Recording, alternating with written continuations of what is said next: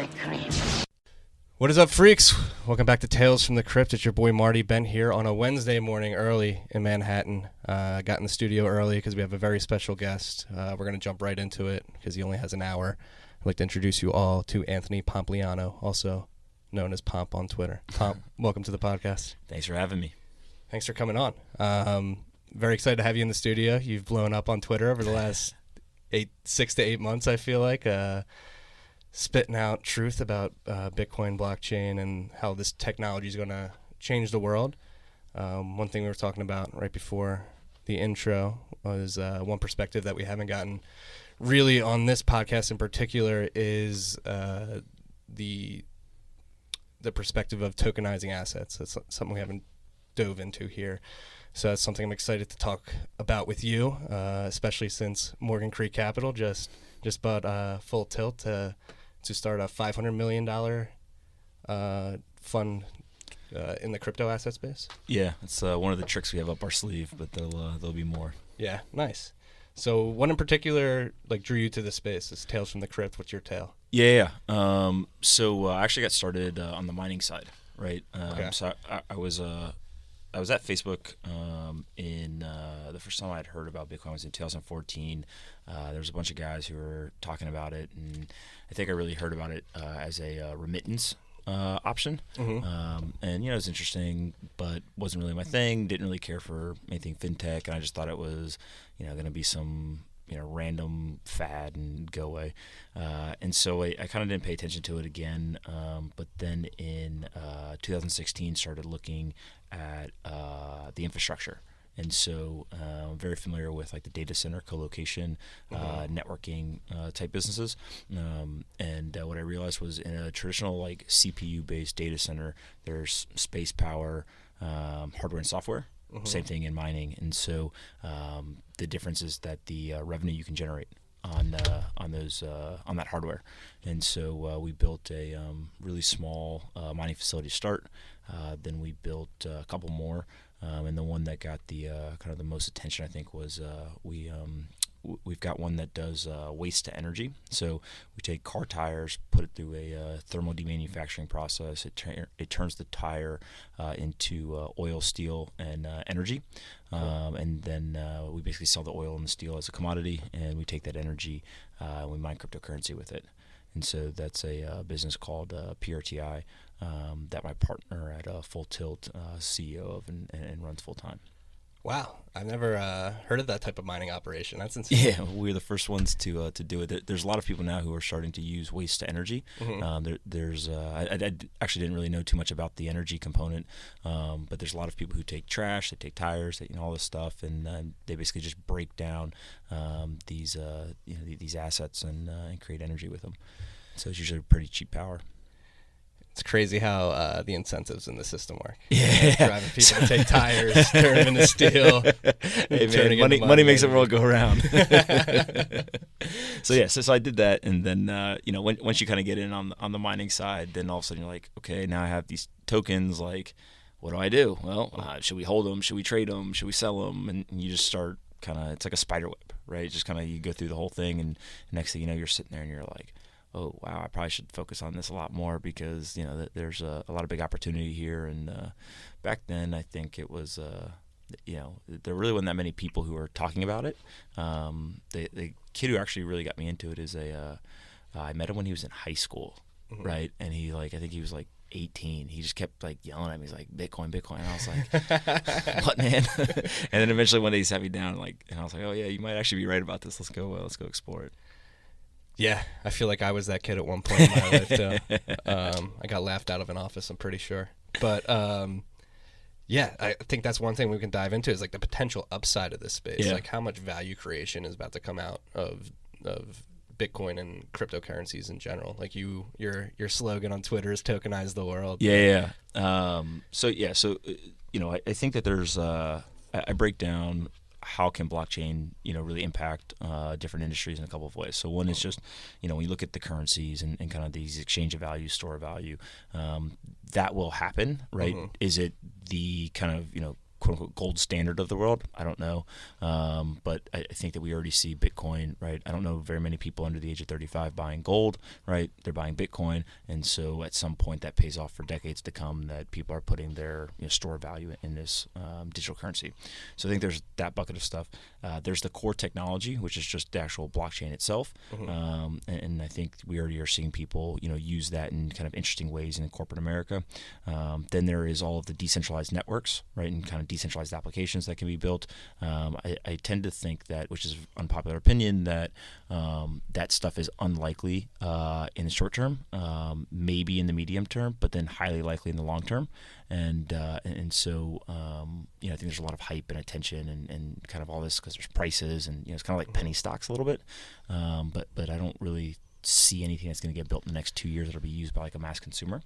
And then the last bucket, and the bucket that we're most interested in, and I think is going to be the biggest opportunity, which I'm biased on, is tokenized securities, right? And so this is literally take every single thing that's on Wall Street, and we're now going to create token version of it. And to technologists, that's really boring. But to us, $700 trillion of assets that are going to be tokenized, we'll take a little piece of that. No, $700 trillion. That's such a big number. You can't even fathom it. Right. It's unfathomable to a point, and that's sort of like the beauty of the space. And I really like that you touched on that. The timing is sort of not lining up for those assets right now. Yep. Like, it's going to take time to build out this infrastructure. That's one thing that sort of perturbs me about this space in particular. Like, yes, we should be pushing for innovation at all times, trying everything that we can. I go back and forth to whether or not we should try it as fast as we can because money's involved with these protocols and retail investors have access to it. And it's like, should people be losing money on this experimental tech? I go back and forth with it. But absolutely. That's the one thing that perturbs me in this space in particular is like the impatience of some people who want everything out of the box, and it's just like, this stuff's going to take time. We have to build out the infrastructure. Like, you working on things like mining is definitely, I think, more worthwhile at this point in time. Yeah, it's so the decentralization is really kind of a hot topic for me, right? So every single one of my friends thinks that like we're gonna go decentralize the world. The current world we know is gonna like burn down, and we're gonna have this new utopia of whatever. And I tell them like that'd be awesome, right? Sure, I get it. Like I'd love to democratize power and wealth and all this stuff, but in reality, I always ask them like, do you think your mom actually cares that her data's on Facebook? Like, this is something because everyone's talking about it now, right? Like, probably not, right? And she wants the convenience, right? And so like the network effect that's been built in a lot of these businesses, whether it's Facebook or Uber or Airbnb or whatever, it's going to be really hard to break apart just on the single premise that hey, I want a decentralized version of this, right? Some people will find that more valuable, but the mass consumer is not going to jump into that in the next 2-5 years. Now, where I do think it gets interesting is actually like in more enterprise stuff, right? So where you've got sophisticated people on both sides of a transaction. Those people really care about like performance or security or something like that. I think that's why you're seeing the blockchain technology be adopted very quickly. Everyone from the IBMs to supply chain, etc. Because those people that's their job, right? Is to find better performance, better technology, and so I think it's going to kind of find a home there first, and then all of the mass consumer adoption will happen over a longer period of time, which is okay. Like we don't need to be upset that that's going to happen, right? That is okay. Yeah, no, and this is just the UX of handling private keys is arduous enough. Like, I don't think, like you said, I don't think my mother is ever going to learn how to store private keys. Yeah. Well, and part of it is hopefully she'll never have to, right? In terms of like the underlying technology, like somebody will figure out a user experience where people are able to use this technology. They don't even realize they're using it, right? And it's just like, you're good to go. This is where you put your money, right? This is where you put, whatever your digital asset is. We're not there today, and I don't see a path there, I don't know, 12, 24 months. Like, it's not very likely that's going to happen. Yeah, that's one thing. The space needs more UX designers. But I will say some of the new apps that are coming out where I've seen the best UX are like some of the Lightning Network apps, like Jack Mahler's app. That UX looks somewhat impeccable compared to other softwares I've used in this space. Absolutely. And then you have companies like IDEO with Dan Elitzer there, a huge design company dedicating a team to trying to figure out how to make the UX better. It will come. It's just going to take time, and that's something that pisses me off sometimes when people like, this doesn't work the way it's supposed to. Well, here's another important thing that takes time, but I already see this happening, and I think it's a good signal, right? So it's the brain drain from Wall Street and tech. Right? Yeah, you were tweeting about this yesterday. Like, I'm seeing right now, probably on a daily basis, 2 to 3 like relatively big names in whatever niche industry that they're in leave a big Wall Street firm or leave a big Silicon Valley tech company and go into crypto. And so if that happens every day, right, you're seeing 2 or 3 people. Well, there's a bunch that aren't getting announced, right? And that brain drain into an industry in the short term, everyone's like, it's all exciting, it's hype, it's all this stuff. Again, that pays off for decades, right? Because now you've got these people who they're not going to leave that job for 2 years, right? Maybe longer. And so as those people are coming in, every single person that comes in, they turn right back around. They tell that person that they're, the tech company or Wall Street, hey, what are you doing? Right? Yeah. Like, come on, you got to come work with us. And so it's just the snowball's rolling downhill now, and I think that it's only going to accelerate. It couples with another tweet that you tweet a lot. The virus is spreading. So listen, if anyone from Barclays is listening to this, I saw yesterday they had an analyst who they wrote a whole thing about how cryptocurrencies are like an infectious disease, right? And then they were saying how all the different the infected population, all this stuff and everything, and immediately all these people start tweeting at me, they stole the virus is spreading. I was like, yeah, well. So they just said it in banker speak, right? They said the infectious disease. We've got a contagion on our hands. No, that's we like to get cosmic on this podcast, but like the idea, it's so captivating that it's hard to meet somebody that's dove into this stuff in earnest and not been like, holy shit, this has absolutely the potential to change the world. The two things that I really feel strongly about are the power of blockchain, Bitcoin, etc. is it's captured the mind share and energy of an entire generation, right? Like every single person I know is talking about this. Like this is not going anywhere because the people who are leaving their jobs to join it, the people who are buying this stuff, like it's here, not going anywhere. So I think that's it's a known fact, but probably people don't put enough emphasis on it, right? If that's just their entire generation looking at it.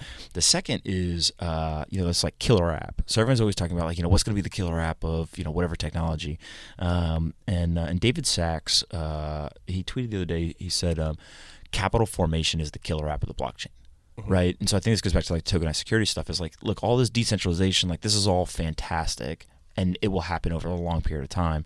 But the killer app over the next decade is going to be these tokens and this blockchain allow us now to move money and form it, raise it, do things with it that we previously weren't able to do. And it not only allows the people who are already in the financial system to do that, it also includes or kind of brings in a whole population of people to participate in that financial system that previously weren't there. Yeah, and that's one thing I debate a lot on this podcast is how I agree that like we're going to have these assets sort of with pointers to the blockchain at some point. Everything's going to be connected. But just the path that we take to get there, it's nobody knows the exact path at this point. So there's like the many schools of thought. Like I would trend towards Bitcoin maximalism, where I think like you could do it on top of Bitcoin and second layers, but other people believe that you're going to be able to create like a UX experience where tokens are very interoperable, and you're able to exchange them somewhat seamlessly on the back end of things. Yeah, I am. I am a short-term Bitcoin maximalist, right? Okay. Meaning that I haven't seen anything yet that has convinced me not to be, but I'm definitely open to something else coming along that could do that. Obviously, I think the other one that's really interesting is Ethereum and kind of what they're doing there, but I think there's some scaling issues and that type of stuff. But Bitcoin, I've got very strong conviction in that that will continue to be valuable. And the other things on the tokenized securities. Multiple times a day now, people are coming to me and saying, "I want to tokenize X," right? and it's like real ass. It's like things like there's one yesterday. The guy came to me and he said, "Hey, I want to tokenize this thing," and I was just blown away by what he had, and I was just like, "Wow, you really want to do this?" He was like, "Absolutely," because it's better. And so I think that we're going to continue to see, these assets come to the blockchain, and I think that only helps with not only adoption but that kind of capital formation. And again, it's just a whole new virus. Yeah. Sorry, I just switched mics there. This one wasn't You coming sound in. way better. Yeah, right? And sorry if the sound was messed up first half of this podcast. I was on a bad mic. Yeah, and it's the most important UX hurdle to come with this stuff is custody. Like, how do you know you own it? How do you make it so like you don't lose a private key easily? Like, it's hard storing that stuff right now. Like, what do you think? I mean, what would an example of a great UX experience in the space right now be for you? Yeah, so I think it's got to match the experience I have with my bank account today, or be better. Okay. Right. So I always say that people are not going to switch. I think it actually has to be better. People are not going to switch if they just get the same experience. Right. Even if you tell them it's better securities, whatever, it's just there's no point to. Right. And so if you can't provide a better experience than kind of the current banking system, you're just dead in the water. Now, here's the good thing for the blockchain space: the current banking system sucks, right? In terms of like the UX. Like it's not like we've got this big uphill battle, right? Now they've got size, they've got kind of network effects, they've got all that, but I don't think that they're necessarily miles and miles ahead, and so we got a shot at least. Yeah, and and the banks are so, I would say, handcuffed to a point too, because of how big they are and how monolithic they are, and moving the regulations they have to overcome. They're sort of handcuffed to that system, and the whole Buckminster Fuller quote, like, we're building a system without that, and we sort of don't have those handcuffs right now. But that topic is rearing its head with the SEC subpoenaing a lot of these ICOs, and that regulatory uncertainty is starting to become a little bit more certain. It's still very uncertain, but is that one thing you worry about going forward? No, so I'm not worried whatsoever about the regulation. I think that there's two things. So one is tokenized securities and stuff we're looking at. We don't need any change to regulation. Like, all of it is perfectly legal within the current framework, and there's no gray area. Like, lawyers have been doing this for a decade, right? And so like, I think that's also why we're so interested in it, is because there is no uncertainty, right? So it's pretty de-risked. Now, when it comes to the utility tokens and is Bitcoin a commodity, a currency, whatever, I think the nice thing about being in the United States is the regulators have actually been fairly reasonable, and they've been very light touch in terms of their actions. Now, they've been somewhat vocal. Like, I've never seen the SEC and CFTC write a op-ed in the Wall Street Journal. Right? Like, I saw that, I was like, wow, they are really trying to get the message out. And so, if you look at a Korea, Japan, whatever, they ban ICOs, they don't ban them. They exchanges are getting shut down, now they're allowed, and there's all this like chaos and kind of it's not even uncertainty. It's just like, if you constantly are churning, right, it just becomes something where people don't even want to step in when you say, okay, this is something you're allowed to do, right? And so in the U.S., what they've done is they've said, hey, we're looking at this, right? Don't be dumb and don't be greedy, right? And so, like, that's general life rule. And then they said, look, just follow the current laws. Now, there's people, which are necessary people, who will argue, hey, the current laws don't fit this new thing. This new thing doesn't, it doesn't apply to the laws, all that kind of stuff. And so I think that the regulators are, they're being like fairly collaborative as well, right? They're having conversations with people in the industry, and they're saying, how, like, explain this to me. How should this fit into the law? And I think that I'm hearing rumblings that they've got some solutions that'll be announced soon. That they sound actually like much more forward thinking than I would have expected them to come down on. Yeah, we're lucky to have companies like Coin Center down in D.C. Really advocating for the innovation in the space. I think Peter Valkenburg, is that his name correct? Yeah. Did a really good job on Capitol Hill when the Senate, I believe, had the hearing a few weeks ago on blockchain technology, and he did a really good job of doing just what you just described, is, hey, this technology is very innovative, and a lot of the laws that we have now do not apply. And a lot of people, some of the hardcore cypherpunks in the space, like the anarcho-capitalists, the hardcore ones, will say, like, Coin Center is like the opposite of what we need. We don't need anybody interacting with the government. But you have to be a realist at some point. Like, if you just turn your back, they're going to try and come down hard. Well, yeah, and the way that, so those people, and I'm very, like, open with them about it. I say, listen, I understand your like general sentiment and where you want to end up. The way to get there is not to be divisive and to, basically stick your middle finger up to them, right? Yeah. Like, feels great in the moment, right? And then afterwards, like, man, now that person hates me, and like they're gonna look to screw me, right? And so I think that, like, to your point, the more education that's done, right? Look, a lot of people in the government actually, like, they use technology. They some of them have been in business before, and so it's. There are definitely the people who, like yesterday when in the Facebook hearing, are like, I emailed on WhatsApp. Like, you're kind of getting it, right? So like, there's definitely people like that are out there. But for the most part, I think that they, when they're told, hey, here's how the technology works, they generally get it, and they can be thoughtful. It's when people complain about regulation, I always tell them, I say, do you want that job? Because I don't. I don't want anyone to go anywhere near that because it's just a hard job. It's a hard job. And I would argue it's like getting impossible. It's like how big we are and how you can't please everybody. No way. No. It's and I think we're seeing this play out on the global stage as well. Like there's chaos all over the place. I mean, Trump's tweet that we were talking about earlier, he just threatened Russia if they Russia, or what did he say? Yeah. I forget the tweet exactly. It was right before we came on. But basically, he almost incited nuclear war. And things are... It's just a Wednesday morning. Right? Yeah, just a Wednesday morning in April. By the way, happy birthday to my wife. It's my wife's birthday today. And I think the sort of chaos that's going on, like, around the world, I would argue. I mean, this is like... Because yesterday I had another... guest on, and we sort of got into this. It's like, damn, the world is the best it's ever been. It's statistically like the best it's ever been. We live in the safest, most prosperous time in human history. Right? Yeah. Right? It doesn't feel like that sometimes, right? But like, absolutely. But yeah, exactly. It doesn't feel like that. Like, it feels like there's sort of an old way of doing things that's brushing up with a generation that's trying to do it a new way. Yeah. And it feels like... And I think a great example of this is like the Senate hearings where you see like in person, like the tech illiteracy. It's like after a certain point, like within the government that's making laws for us.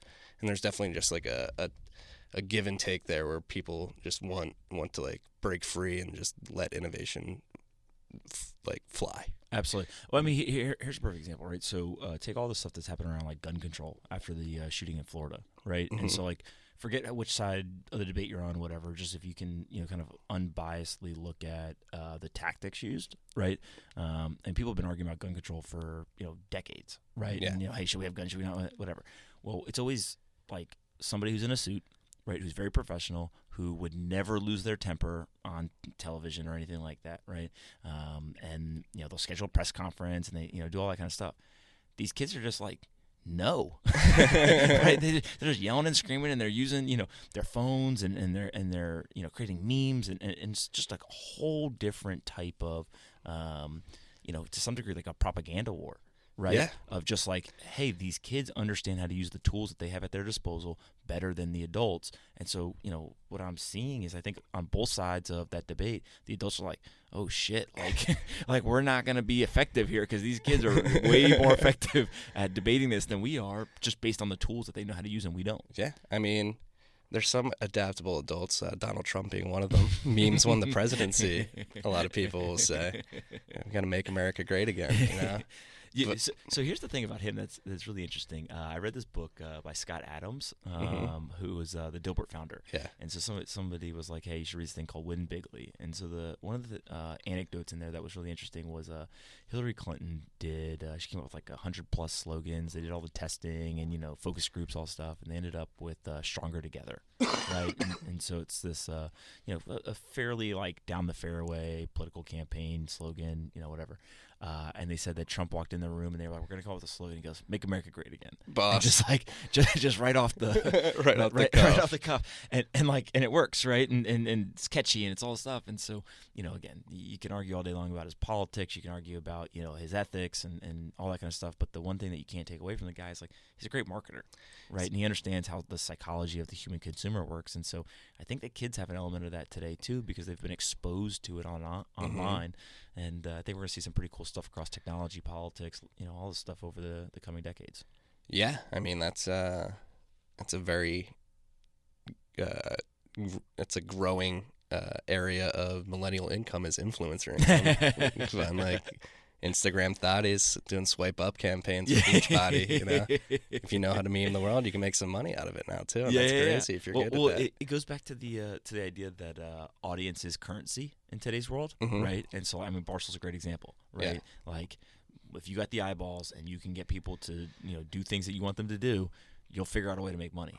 And so I think that's adults definitely don't understand that as well as kind of people under the age of 35 or so. Yeah, and it's about being authentic. That's how Dave got this company. Dave and Dan and Kevin got this company to where it is. They were just authentic throughout, and people really connected with that. I feel like we were growing into a world that wasn't authentic. It was very advertised and very sort of cookie cutter, like sitcom world, and people were sick of it. And things like Barstool are just like a breath of fresh air. And fortunately or unfortunately, I would trend towards unfortunately, people connected with Donald Trump, and he really played to those emotions. Like, yeah. Well, and there's an element of, I think at least when I was growing up, like you would never see a star or somebody of importance like really suffer a negative event, and if they did, it was career ending, right? It would be so and so like cheated on his wife. Done, right? And just like it's over. I think then you started to see the Kobe Bryants of the world, and they became a little bit better at using the media and stuff like that to kind of like recover from these potentially negative events. Today, like it's actually, if you don't have something like that going on, then you're inauthentic, right? Because it's kind of like, hey, where have you made a mistake? Like what negative things going on? And I think you see that with Trump, and you see it, look, Dave and Barstool and all this stuff, like every single controversy, like it actually like thrusts them forward. And I shy away from the like all press is good press type thing, but to some degree, I think that the people in the limelight are absolutely seeing that. And if we bring it all the way back to the blockchain, like look at the people who are kind of the thought leaders, or kind of the main nodes, if you will, in that industry.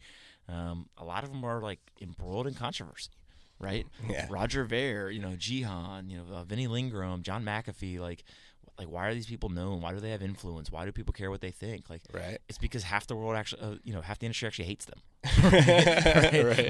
Right. Like it's like if you just have everyone love you, right? To some degree, they're just not that interesting, right? It's like, oh, you built this little cult, but a guy like John McAfee, I don't know if he's right or wrong, right? And I don't know if he's pumping stuff, like whatever. But you got to have haters in this world. You're going to be successful. Yeah, I guess to just sum it up is just like if you don't have the haters, then you're not important.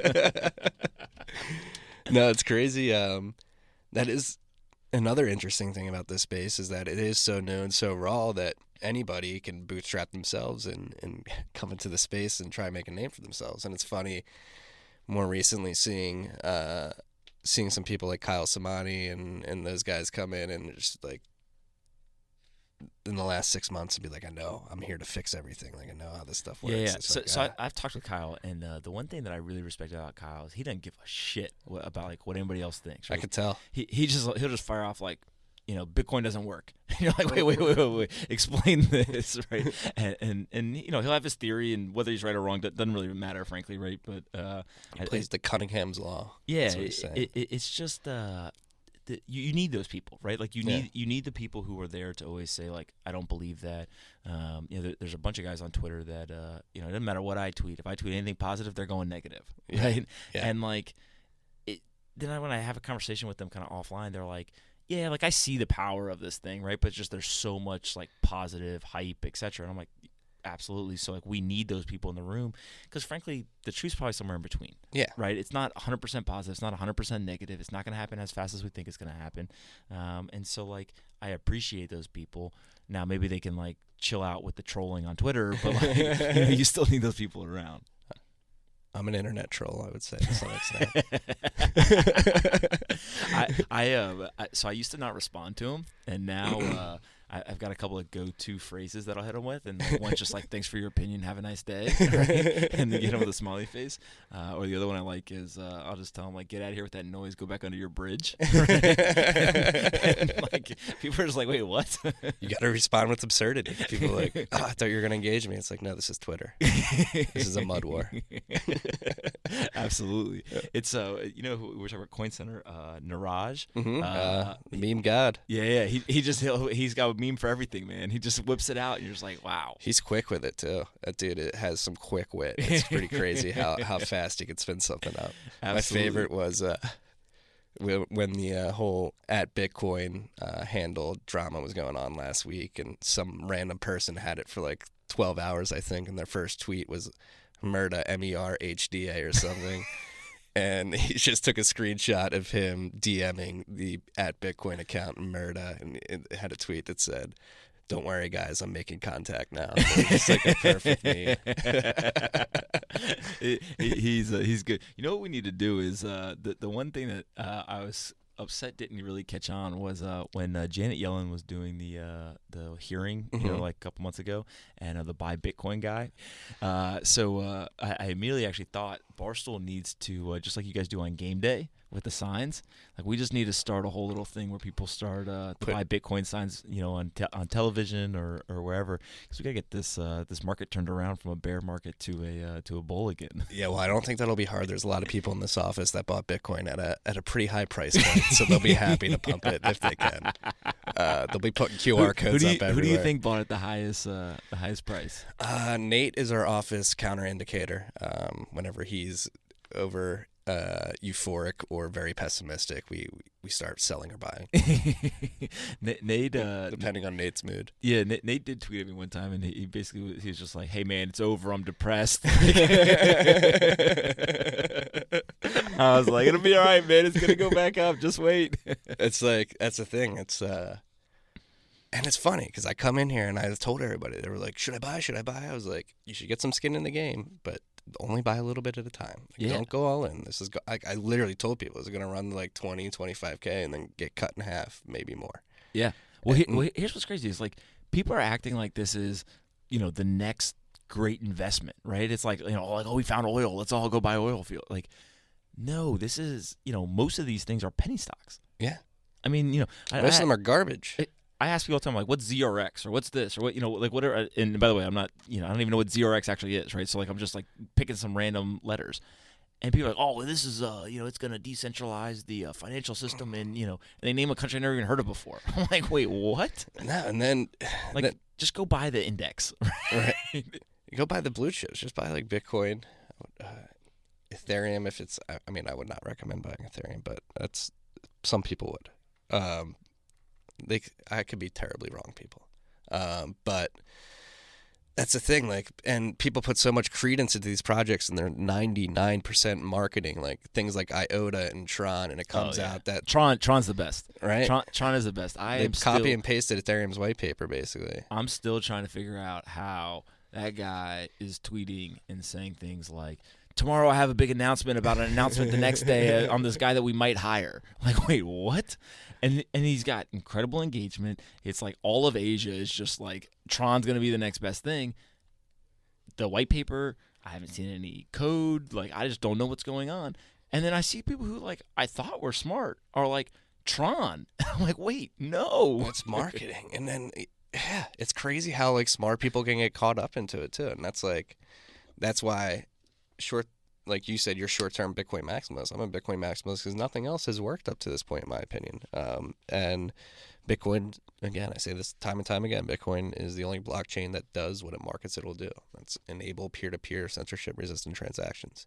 And it's been doing that for almost 10 years now. Yeah.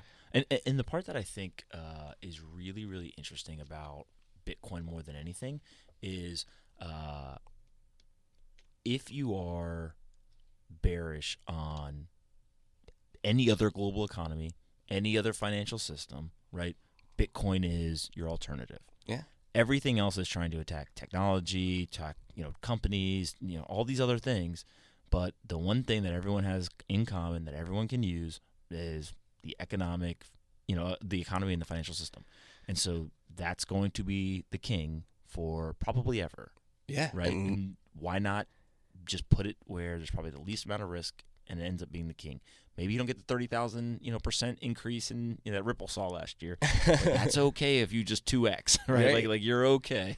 So people aren't happy enough with 10x gains. They need that 1,000x.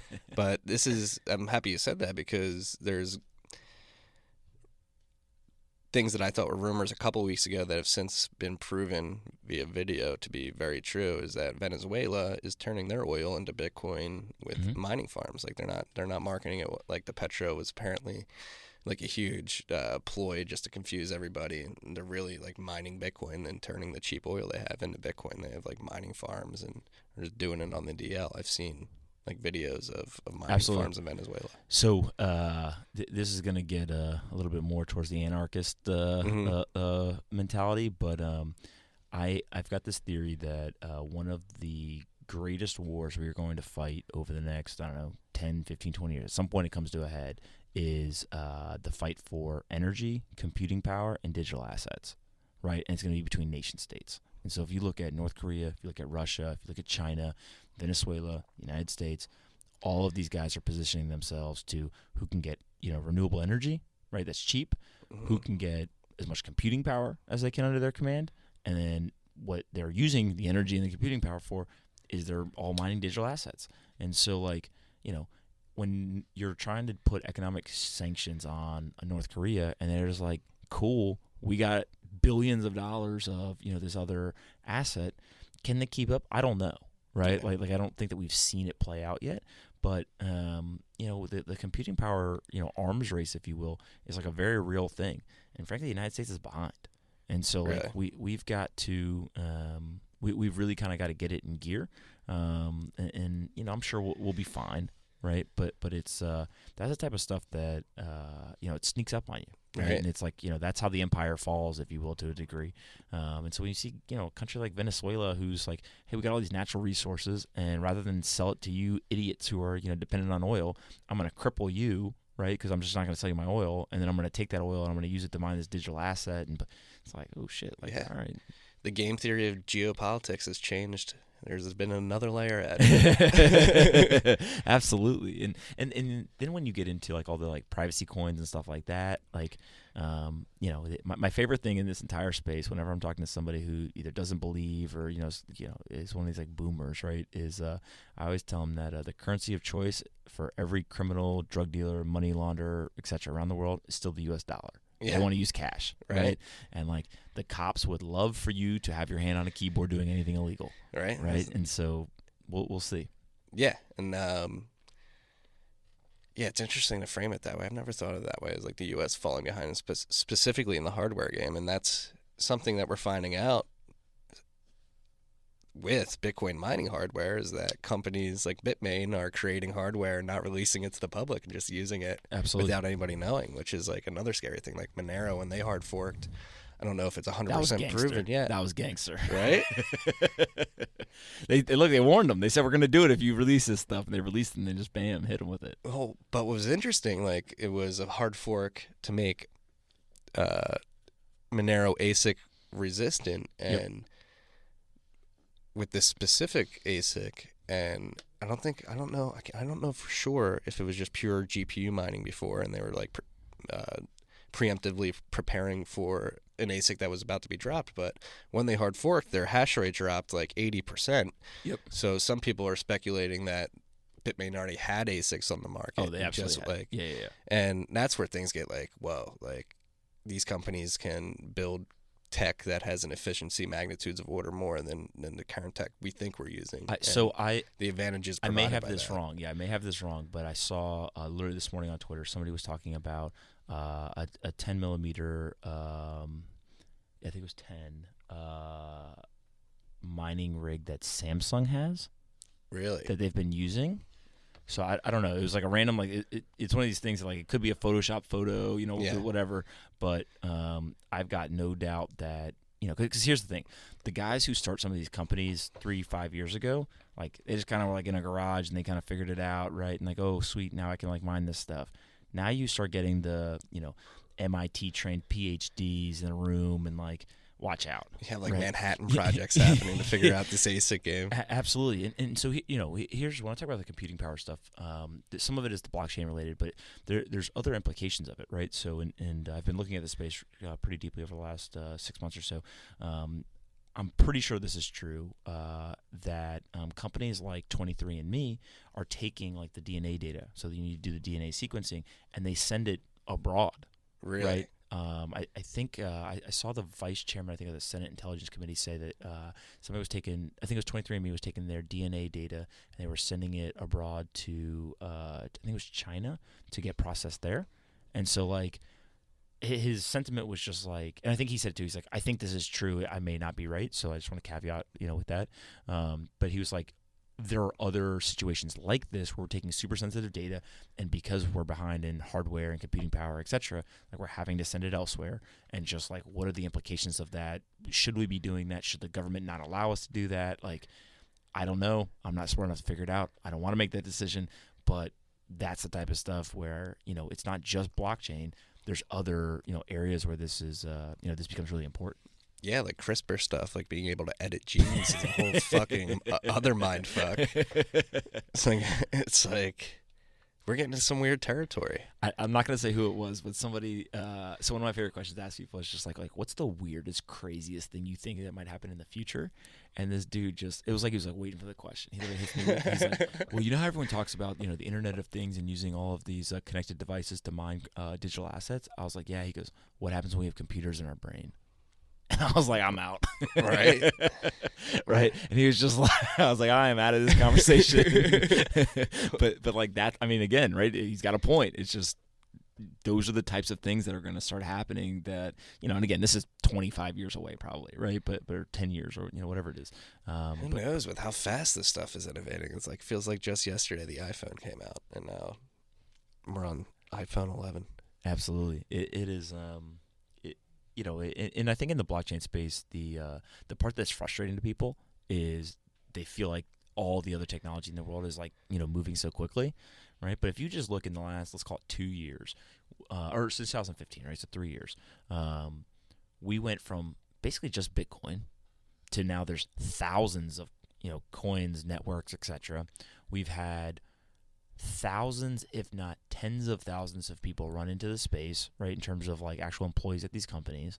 We've had millions of people start investing dollars in, hundreds of billions of dollars of market cap created.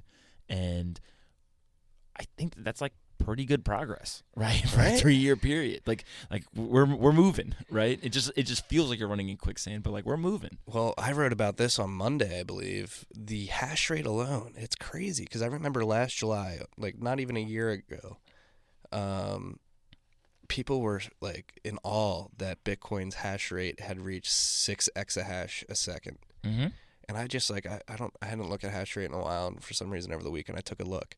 And in the last 6 months, it's gone 3x. It's gone from like 9 exahash to over 30 now, like at 31 exahash a second. So it took 8.5 years last summer to get to 6 exahash. Took us like 10 months to multiply by 5.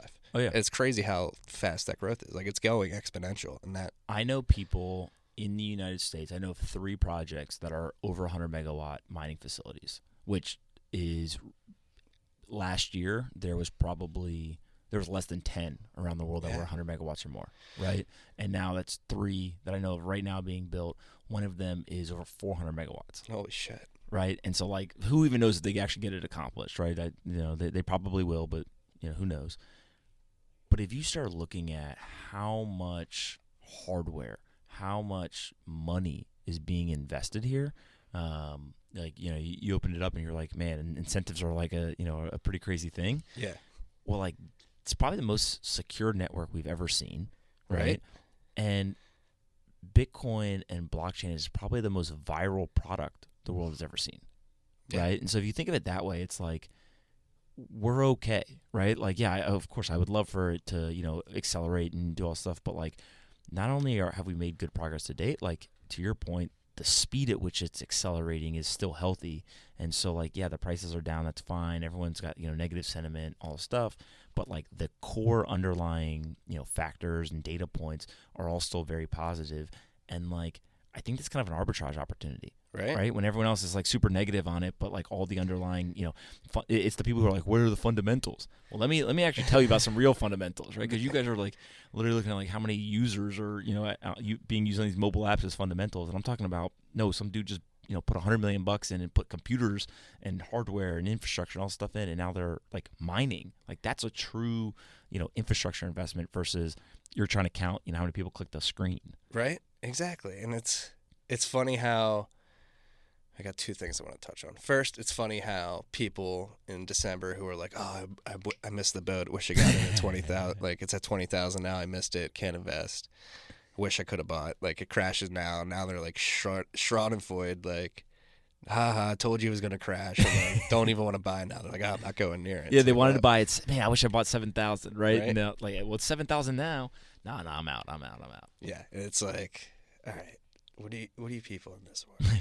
But then again, going back to the hash rate, like it's getting to a point where it is the most secure network on Earth, and it's going to be hard for centralized nation states to attack it. And the gravity of that tipping point is pretty intense. Like absolutely. Look here. So I said this early. I've kind of backed off a little because people, I get a lot of backlash on Twitter for it, but I fully believe that there's not a government in the world that can stop this, right? And everyone says, well, how's your server going to do when a bomb drops on it, right? Or how, you're going to get killed by a bullet. And like, I get all that sentiment. This is a distributed, decentralized network that is around the world, and you cannot kill the idea. Yeah. Right? And so, like, unless you're going to go and you're literally going to attack the Earth, right, and everybody on it, you're just not going to shut it down. Well, let's walk through this from an incentives perspective too. Like if you start bombing data centers, that's going to make mining Bitcoin more profitable, and it's going to incentivize more people to build more data centers. Like it's a hydra. Like it's like the incentives play beautifully, right? So here's the part that is crazy to me is if you look back at how ruthless the Rockefellers and those types of guys were when it came to the oil drilling, right? I'm very surprised at how little tension there is in the blockchain space, right? There's tension for sure, right? There's people who don't like each other. There's people who are they're the hated person in the room. There's people who are loved and all of that, but it's not really that bad. Right? It could be way worse. And I think that part of it is just that everyone, although I might not like you or I don't like your stance on something, whatever, everyone is still tied to this idea of like we need to win together to make this industry, this technology be successful. And so like I'm willing to overlook our differences as long as like blockchain's successful, like cool, like I don't really care if it's Bitcoin Cash, whatever, right? Yeah. Which I don't think very many other industries have, which is an important feature of this. Yeah, a common goal. It's almost like a new virtue to strive for, right? Mm-hmm. Decentralization and really allowing people to make something of themselves and just be able to plug in and participate, not have to go through barriers. And that's something that is driving a lot of people, like you said. Like I think this is a space where very intense debate is very welcome. Like people open it with open arms or welcome it with open arms. And that's why I love Twitter in this space, because it's a bunch of people with different views meeting on the internet and hashing it out. It's not always civil, but at least the arguments get out there and you get somebody else's perspective. Absolutely. And that's the most important part, is just sort of... Look, here's the things that I think are going to happen over the next, let's say, 12 months or so that have the potential to just light this thing on fire and just really take off. I think that one of the major tech companies is going to announce a token, right? So whether it's an ICO or they just introduce it, the likely candidates, I think, are Tesla, Amazon, and Facebook. Mm-hmm. Any one of those three pulls the trigger on this thing, watch out. Yeah. Like just strap in and we're going, right? And so I think that like when you start looking at, huge monumental things like that, 18 months ago, no one would have ever thought that was possible. No. Right? Well, like, what else can happen if we're already talking about, like, it's not even a question of if they're going to do it. It's when are they going to go do this stuff, right? I think that we're going to start to see, massive projects around tokenized securities, right? I've already had multiple people pitch me on, like they want to start a sports league, they want to start like big real estate projects, huge companies, and so like it's not a question of if, it's a question of when some of these large projects are going to really come out and be public, and then I think that something that we haven't really seen other than like there's guys like Novogratz that they're very well known on Wall Street. They kind of like walked away. They had like a pause, and then they came in the crypto world. They didn't go direct, but there's going to be like a Sheryl Sandberg or like some huge name either in Silicon Valley or Wall Street that's going to leave and go to a tech company or and go to a blockchain company. And it's just going to send shockwaves, right? It's just like, bam, there's the cannonball across the bow, right? And so I think that like that's the type of stuff that I'm like just waiting for. And when it happens, I think we'll all be like, holy shit. Yeah. And there's probably plenty more things like that.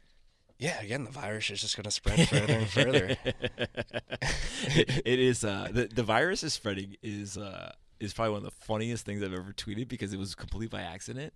And I said it, and the reaction to it, I was like, "Oh, that's a good one." Like, I'm gonna keep using that. It's true. I mean, it's been said in like Bitcoin talk forums and shit like that too, because it really is. It's fucking it's hard not to get interested in it. It's like, oh, there's a new money. It's like, what's that mean? The money. What's wrong with money? And that's the other thing I love about it. Another thing we touch on a lot in this podcast is that it forces you to learn so much about so many things, and absolutely, I think it's going to be an overall net positive for society if we're bringing in this technology to sort of run our social infrastructure off of, and then on top of that, to be able to use that social infrastructure, you sort of have to learn along the way as well. And it's absolutely really like South Korea. I'm pretty sure it was Seoul. They, I don't know if they're piloting, they're talking about doing it, or they actually announced it. But they were saying that they're going to launch a S coin, and I saw something about that. They want to use the S coin as a digital asset in which they will deliver all of their social benefits.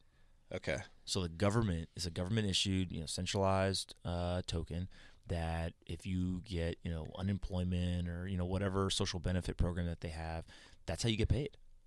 And so like, you start looking at that and you're like, there's no one who's going to be safe from this. Like you're going to have to learn about a wallet, about how how this works and whatever. And so I think that like that's all. I mean, we're in super early stages. How long that takes to get implemented, is it successful? Like there's a bunch of questions still. But if we're sitting in the beginning of 2018 and there's government saying, hey, I'm going to just issue my social benefits, end of 2019, it's just going to be everywhere, right? And that's what, 18 months? Yeah. Like 2020, can't wait. Right? like I don't know. Like Elon might have like a Mars coin by that point, and he might be mining asteroids by then. Yeah. Who knows? But no, it's funny because it's It'll be interesting to see. When I'm most interested to see like the brain drain you're saying, like big Silicon Valley. I'm interested to see the tech brain drain, like the engineering side. Like, oh yeah. Like, and once we get in a tipping point of quality engineering talent that really knows how to build out these protocols, and they're able to scale, because that's one thing we have to figure out how to scale this shit. That's something that we're learning more about every day, and I think like that's who was I talking to about this?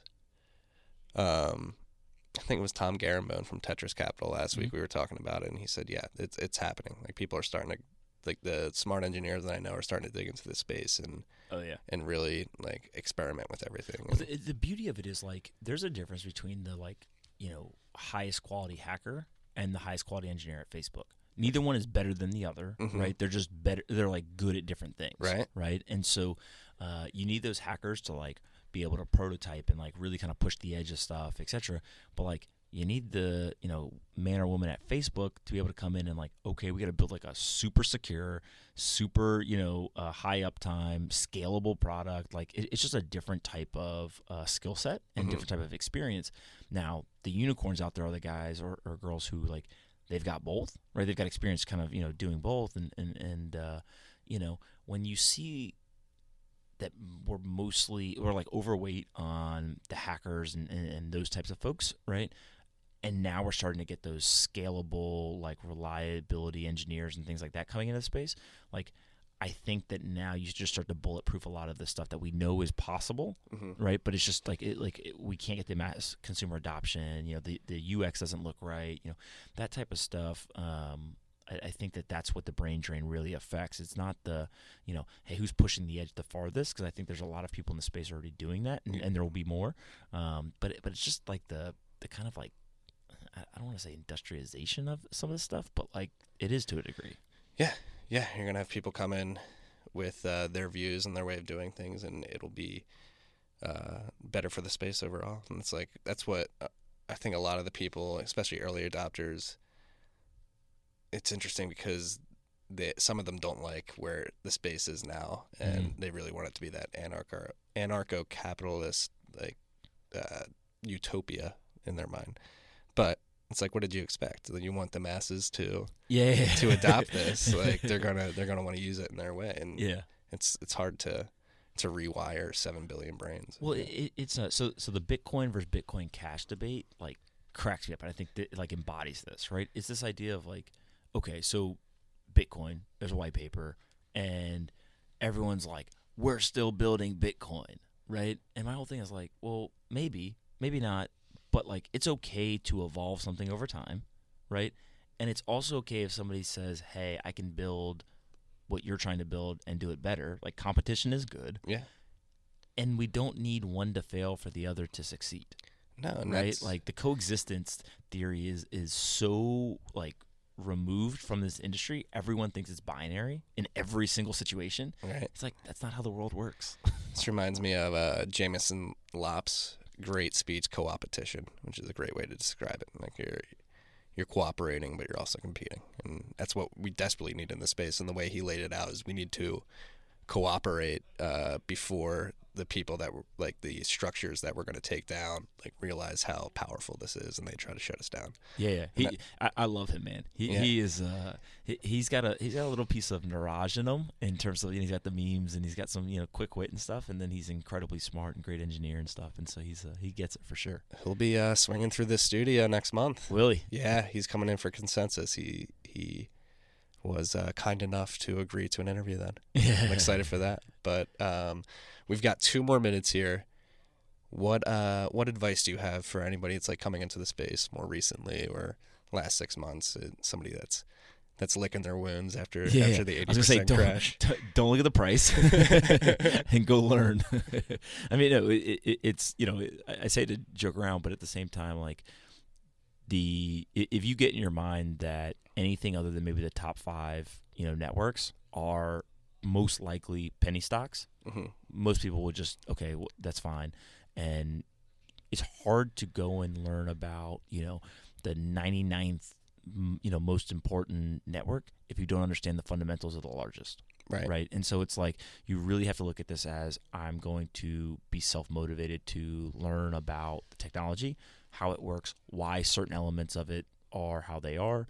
And then I think in this industry more than anything else I've ever seen, like just start reaching out to people, start like really trying to stress test your ideas, your thoughts, you know, theories, like all this stuff.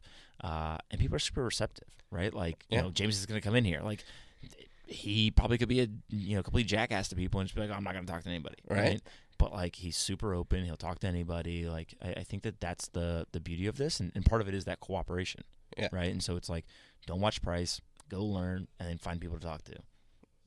That's some of the best advice that's been spit out here on Tales from the Crypt. Pomp, where can we learn more about you? Just on Twitter. On Twitter at anything I do is on Twitter. My girlfriend makes fun of me all the time because she says it's like my phone is glued to my hand, and I'm like, listen, you would have your phone glued to your hand too if you've got, you know, all these people on the internet trying to snipe you every second with the trolls. I've learned if you just respond quick, they shut up. Right? We learned that having haters is good on this podcast, so I think you're on a good path. You can find me at Marty Ben on Twitter, at Pompliano on Twitter. Give us a follow. If you like this podcast, rate it, share, review. Thank you guys for joining us. Pomp, thank you for coming on. Absolutely. Thanks for having me. Peace and love, freaks. Woo! That was fun. Yeah. Listen, it's I always enjoy when you can talk about other shit.